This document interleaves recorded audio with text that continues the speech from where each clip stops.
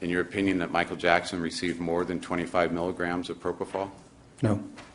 Isn't that absolutely supported by the data and the femoral blood readings? Yes, it is. And your understanding is the defense makes the same claim, that he received more than 25 milligrams? That's my understanding. And in all the simulations that you conducted involving self-injection, you were attempting to find a scenario that could reach those blood levels via a theory of self-injection, correct? Yes.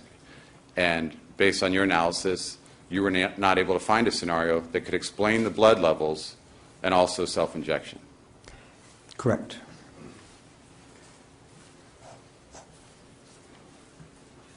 You feel there was anything extraordinary about your simulation showing that an infusion line was used and continued to run even after Michael Jackson's heart stopped? No. Okay. That's supported by the data you have available to you, correct? Yes, it is. And again, because you're running simulations not only based on the data you have, but by necessity, obviously, it needs to result in the blood levels that we know were found. That is correct.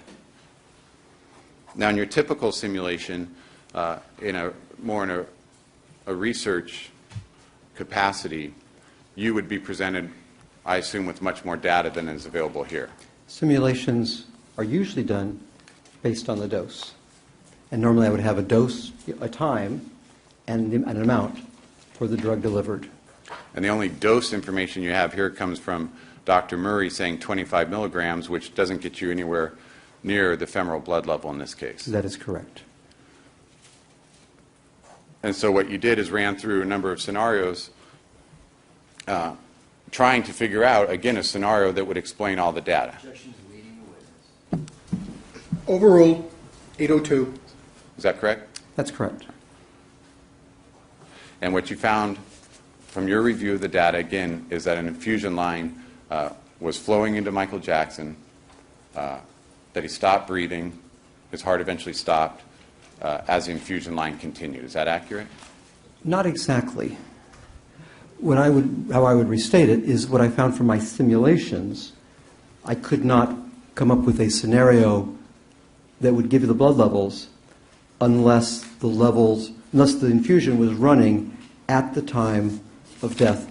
I'm just changing because the word data has to be interpreted carefully here because I don't have the dose information.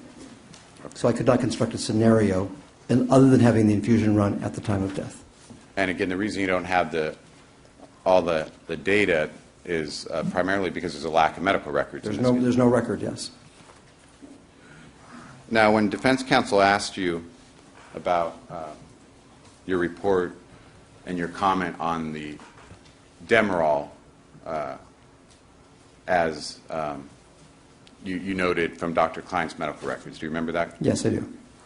And is it accurate that, and by the way, let me just ask you before I get into that. You wrote a 19-page report dated April 15, 2011? That is correct. As well as a supplemental 3-page report dated April 16, 2011? That is correct. And then a 1-page letter dated August 5, 2011, where you summarized the Chilean study and gave an update on that study. That is correct. So in your initial report of April 15, 2011, is it fair to say that your comments regarding the Demerol were based exclusively on the medical records of Dr. Klein? Correct. Okay. And whether you could form an opinion based exclusively on those records alone? And my knowledge of Demerol pharmacology as a practicing anesthesiologist, yes. But again, but the dosages and the frequency of the Demerol Michael Jackson may have been receiving from Dr. Klein, you were getting that information straight from Dr. Klein's records? Exactly, yes. And based on just a reading of those records, and it was your opinion that you couldn't say he was an addict based on those records alone? That's correct. But you weren't disputing, I mean, you're not disputing here today one way or another, are you, that whether he's an addict or not? I mean, that's not what you've come to offer an opinion on? That is correct. All right. But simply that the records alone were not sufficient for you to say he was an addict? That's correct. All right. And you did note that there was no meperidine Demerol, right? Correct. No Demerol and no normeperidine, the metabolite, in Mr. Jackson's body at the time of his death. That's correct. And that the Demerol did not contribute to Michael Jackson's death. Correct.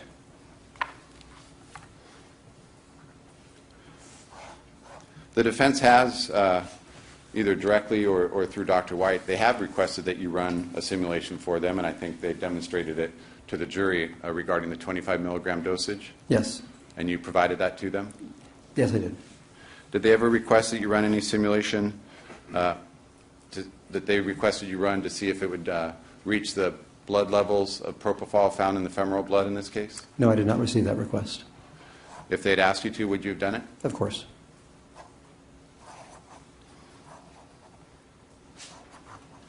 I believe on Friday you had referenced a number reflecting lorazepam, the drug in the stomach, and you referenced the numbers 0.008 milligrams and 1/250th of a tablet. Was that follow-up testing done by the coroner's office that you mentioned to Mr. Chernoff this morning? Yes, that's where that number comes from. And that was testing that actually differentiated between lorazepam, the drug, and lorazepam, the metabolite or the glucuronide. Yes. And the defense testing from Pacific Toxicology, I believe it was 634 nanograms per milliliter. I thought it was 648, but I have to look. Yes, it's something in that ballpark, yes. Okay, but that, when you calculated that, that was the number that led you to conclude that was the equivalent of 0.047 milligrams, or the equivalent of 1/43rd of a single tablet in the stomach. That's correct. And the 0.008 milligrams, or the equivalent of 1/250th of a tablet in the stomach, was based on the subsequent coroner testing, differentiating again between the drug and the metabolite. Hearsay. This is hearsay. The objection is sustained. As to the form of the question, there is no answer. But those references were to subsequent coroner testing. That's correct. Now, you were asked about, or Mr. Chernoff said that, most of what you've told us here is opinion. Do you remember that line of questioning? Yes. And you have given some of your opinions based on your almost 30 years of experience and expertise in this area. Is that right? Yes.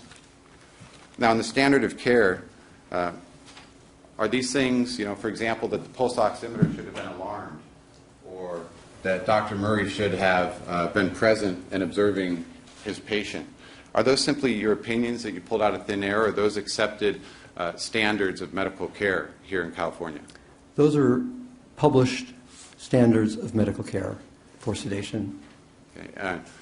Published in many different publications, correct? Different specialties who engage in sedation, and many specialties do, not just anesthesiologists, have published standards for sedation. And what are the ASA guidelines for non-anesthesiologists? Those are guidelines by my professional society, the American Society of Anesthesiologists. And they're our society's guidelines for non-anesthesiologists who engage in sedation, how the patients should be monitored and the sedation managed. And that's an example of the guidelines from which these medical standards and requirements come from. That is correct. Mr. Chernoff had asked you about, for example, and I'm referring to People's 222, the self-injections, 6 injections, 100 milligrams each. Again, this is an example of you running various scenarios to see if you could reach the femoral blood levels that were found at the time the toxicology report was done, the femoral blood levels at the time of autopsy. Yes, that is correct.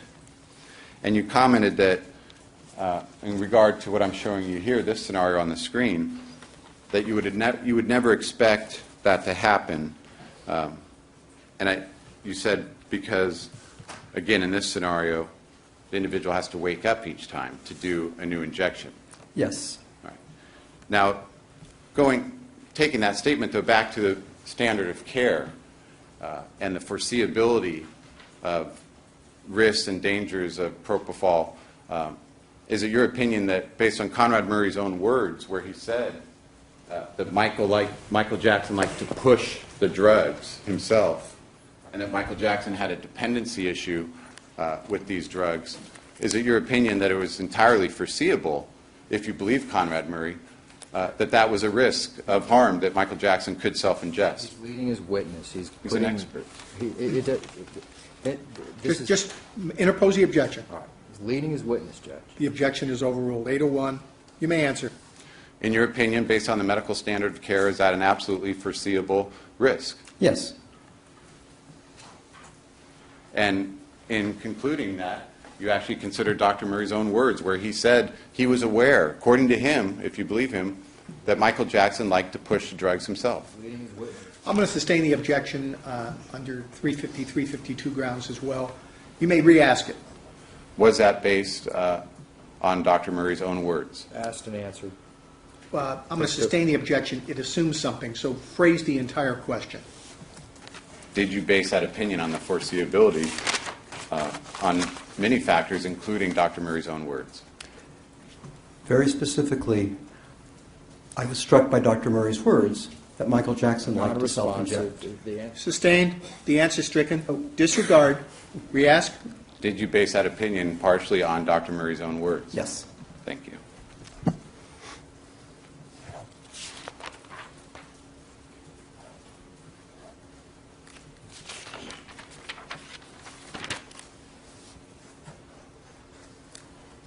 And in your opinion, Dr. Shafer, is there any factual scenario supported by the data and the evidence in this case that explains the femoral blood levels of propofol other than by IV administration, as you have testified to and demonstrated for the jury? I have not been able to create such a scenario except by the use of an infusion and the death of Michael Jackson during the infusion. That was the only scenario that I was able to create that was consistent with the femoral blood levels. Thank you, Doctor. Thank you, Your Honor. Mr. Walgren, thank you. This will be recross-examination by the defense. Mr. Chernoff. You may. I do have one chart, Your Honor, one simulation. May this be marked People's 223 for identification? It is. Dr. Shafer, regarding lorazepam, did you in fact do a simulation involving lorazepam IV administration, again, as correctly noted by defense counsel, showing administration not starting until about 1:30 in the morning on June 25th, 2009? Yes, I did. And a scenario that would work is, just as an example, because again, you don't have medical records, correct? That is correct. 9 doses via IV of 4 milligrams each, starting at 1:30, gets you the femoral lorazepam levels at the estimated time of death around noon. That is correct. And that's what's demonstrated here on People's 223? That is correct. Thank you, Doctor. Nothing further. Mr. Walgren, thank you. Mr. Chernoff, this will be recross-exam. Doctor, I assume the last simulation that was provided you did this weekend? Yes, at about 9 o'clock, about 10 o'clock last night. That is correct. Based on the questioning that I asked you, you realized, hey, maybe I'll do another simulation, right? That's correct. And I believe that the response by Mr. Walgren was this would work, right? Know what he said? This would work. I would have to ask it be read back to me. Let me ask you a different question. Yes, sir. The extraordinary claim that you made in this case, it's certainly not extraordinary that Michael Jackson had to have received more propofol than what Dr. Murray said he gave, right? That's not extraordinary, is it? Correct. That's correct. In fact, based on what Dr. Murray gave and based on what he told the police, you wouldn't even expect any kind of cardiorespiratory event whatsoever, right? As was Back to an incomplete hypothetical. Are we assuming other drugs were given, or? The objection